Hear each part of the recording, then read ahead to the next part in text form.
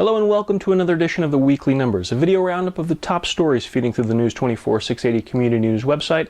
I'm contributing editor Sean Yokomizo, and this week we had a pretty heavy news stream coming out of the numbers. The top story this week was the lockdown at Acalanes High School following perceived threats made via social media by a student. Both the police and school reacted quickly in response to the situation, with police from neighboring jurisdictions aiding in a search of the lockdown campus from around 10 in the morning to 1 p.m. on Friday. Police did detain a student off campus, but later described the threat level at the school as low, which is good news considering recent national news stories. Over in Orinda, police are investigating a violent armed home invasion on La Esperal Road. Police reported being called around 1:30 Wednesday morning to the home where armed intruders wearing masks reportedly entered through an unlocked door, woke the three residents, and pistol-whipped two of them before making off with a number of items.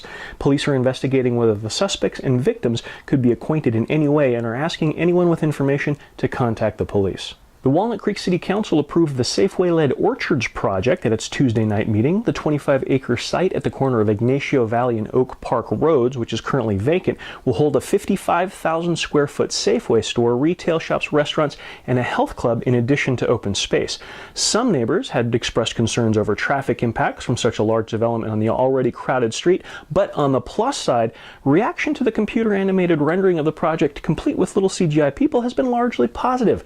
No word on whether a plug-in module is on the way for the iPad game Sims. And teen tech columnist Tesla Fong filed a follow-up story on the Stanley Middle School Tech Cats, the all-girl team that was developing a new mobile app as part of the Technovation Challenge. The competition project started back in May, and while the Tech Cats weren't ultimately selected for the recent finals, they still produced an original app aimed at providing help to girls and young women in crisis. The power of women working in science, technology, engineering, and math. If you or someone you know is doing something interesting or newsworthy in the numbers, drop us a line at news@news24-680.com, and don't forget to follow us on Twitter and Facebook to stay up to date on breaking news and other content. And that is it for the Weekly Numbers. I'm contributing editor Sean Yokomizo, and I'll see you around the numbers.